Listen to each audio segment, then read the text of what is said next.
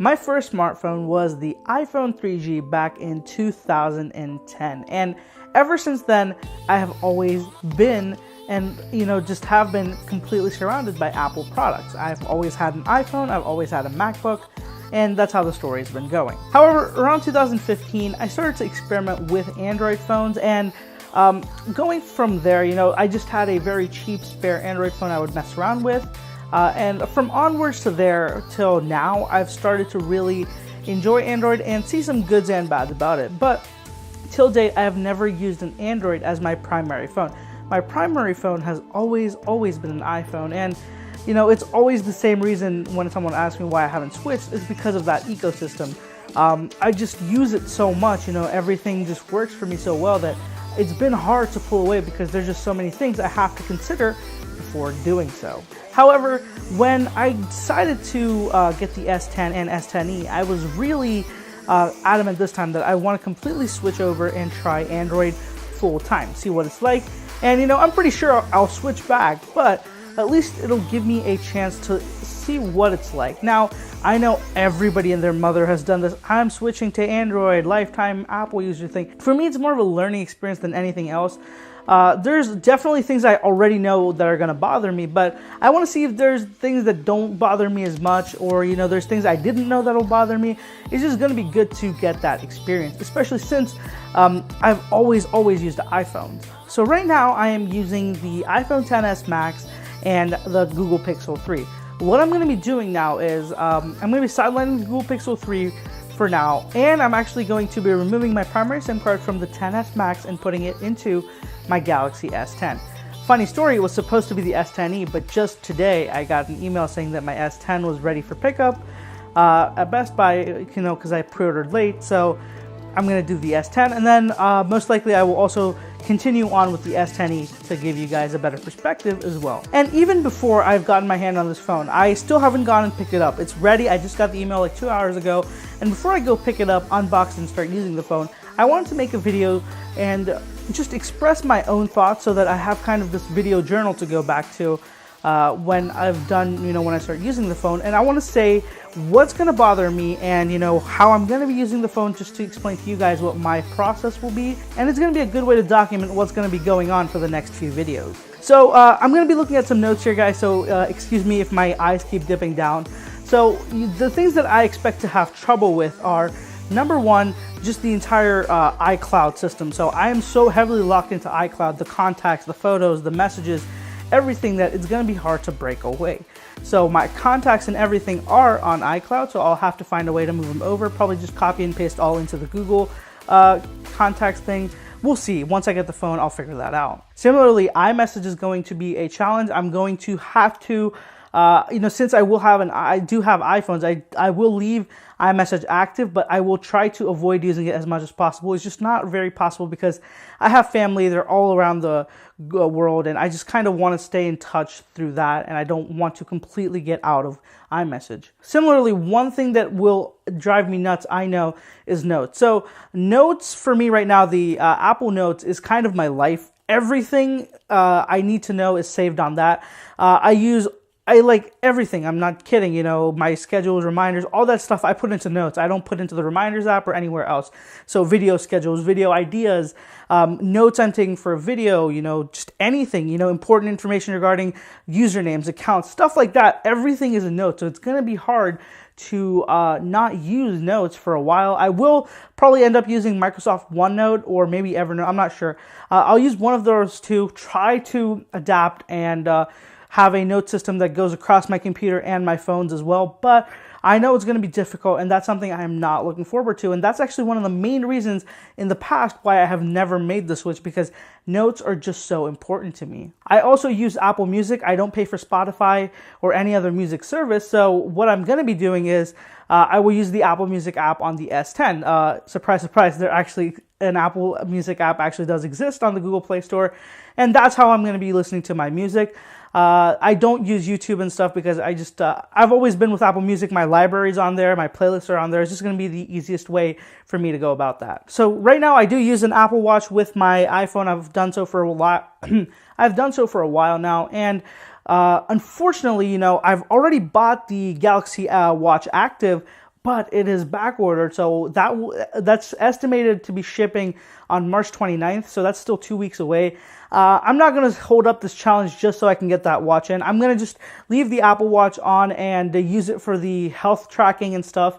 And everything else I'll just kind of not use for it. I'm not going to stop wearing the watch because I kind of just like having this watch on me and just telling time and stuff like that. So the watch is going to stay, but it's not going to be connected to anything, since I'm going to try to leave my phone at home as much as I can and just use the Galaxy. Another thing I'm already expecting to be an issue is app experiences. I use Androids all the time, so I know what app experiences are like, and certain apps like Reddit, Facebook, Instagram, and Twitter, they're definitely going to drive me a little bit crazy about certain things that work about them, but I'll get used to it, I'm sure. I'm going to miss the iPhone for that a lot, and I'm hoping to find some new experiences I didn't know were either good, better, or something like that. Just trying to find differences between the two platforms. I already know a lot of them because I always have two phones on me and I use both phones for most of these apps, but it should be a lot more intense now since I'm going to try to use only an Android phone. And finally, AirDrop. So, I am a content creator. I try to take a lot of photos and B-roll with my phone. Whenever I'm done taking B-roll, I just AirDrop everything to my MacBook where I edit, and boom, done. Kind of goes back and forth. I take a photo for a thumbnail, make the thumbnail on the MacBook, send it back via AirDrop to my phone so I can upload it on Instagram, stuff like that. It's just that seamless connection is going to get broken, so I am a little bit upset about that, but it'll give me a chance to explore other options. There's always people, when I bring up AirDrop, who say it's not as useful. I could use other software, blah, blah, blah. And it'll be interesting for me to try some of these other softwares that people keep talking about. Now, since I've mentioned what I'm not looking forward to, here are some things I am looking forward to. Number one is that brand new display. I have loved Samsung displays forever. Even though I'm not the most excited about that stupid hole punch, I think that I'm going to get over it. And it'll be interesting to just kind of get to use the phone and get reunited with a Samsung display, because I haven't been using my S9 and S8 as much. I've been using the Pixel 3, so it'll be nice to go back to a Samsung display. Another thing I'm really looking forward to is that wide-angle lens. I've always wanted a wide-angle lens on my phone. This will be my first phone with a wide-angle lens, believe it or not, and I'm very excited to see what kind of images I can get from this phone. Another very exciting thing is I will finally have a phone that is a more normal size. So I've been using the XS Max for a while, and it is quite large. I've gotten kind of used to it, but I would take a smaller phone any day. I know that I'm going to take a hit in battery life, but I think it's going to be worth it for that compact size. And of course, the S10 has amazing features all across the board. There's so many new things to try. Reverse wireless charging and all those wonderful things. And that design is also really, really nice. So it'll just be nice to use something that's not as traditional in the design sense like the iPhone is. So finally, how am I going to do this? So let me just explain how I'm going to be doing this. I will put my primary SIM card in the S10, so it's going to get out of my iPhone and go into the Samsung. I will use it for music, navigation, social media, phone, etc., messages. I'm going to try to use that as much as possible and try to avoid using other phones. I will still use my iPhone, though. I will try to minimize the usage as little as I can. And since I have multiple phone numbers, I do need to keep a few of those active, so they are going to stay in iPhones, but I will try to minimize my use of them as much as possible. And I will also avoid trying to carry two phones. As I say, I generally carry two phones. I'm not going to do that. I'm going to try to carry only the Galaxy and see how it works out. In certain situations, I might carry two phones if it's needed, if I think that I might want that backup of the iPhone. But most of the time, I'm going to try to avoid using any other phone except that Galaxy S10. Some things I'm not going to be doing in the S10. I will not move WhatsApp onto my S10 because you just can't transfer over data from iOS to Android for WhatsApp. Is just crazy, and I'm not going to bother doing that. I'm just going to leave WhatsApp on my iPhone. Whenever I need to use it, I'll just use the iPhone. I don't use it too much, so I'm not that worried about it, but it is vital to me, and I'm not going to go through the hassle of losing my data and stuff just to transfer over to a Galaxy for a few days. And as I said, I'm going to have to find a way for my contacts. Most likely, I've done this in the past. I just kind of download all the contacts from iCloud and upload them to Google. That's what I'm going to do again this time. Let's see how it works out. Hopefully that's all I need to do. I really wish there was one platform where I could save all my contacts and it appears on all these services, but unfortunately Apple doesn't allow Google's contact server and Google doesn't allow Apple, so that's just the way it's going to be. I also will be setting up the Galaxy S10 as new, not from backup. I will download everything I need from scratch. I will actually try not to use any other phone as a base for it. Usually whenever I try to set up and when I get a new phone, I look at an older phone that I have, copy over things in the way they are. This time I'm going to try to do everything fresh, brand new, and just get a whole new feel to it, just as you would on a new phone. And that's something I haven't done in a while, because whenever I get a new iPhone, it's just always the last backup I put onto it, because it's just so much easier that way for me. And as I said, I'm going to have to continue using this Apple Watch for fitness tracking, and it is my only watch, and I do want to wear a watch every day. So this is going to stay on my wrist. Hopefully that Galaxy Watch Active ships sooner rather than later. But whenever it does, you're going to be seeing that on the channel as well. And once I do get that, for sure I will be trying to do a full, Galaxy Watch with a Galaxy phone, no iPhone, no Apple accessories at all. So let's see what happens with that. Also, just want to note that the Galaxy Buds have probably been delayed. I have no idea when I'll get them, if I'll get them, what it's going to be like.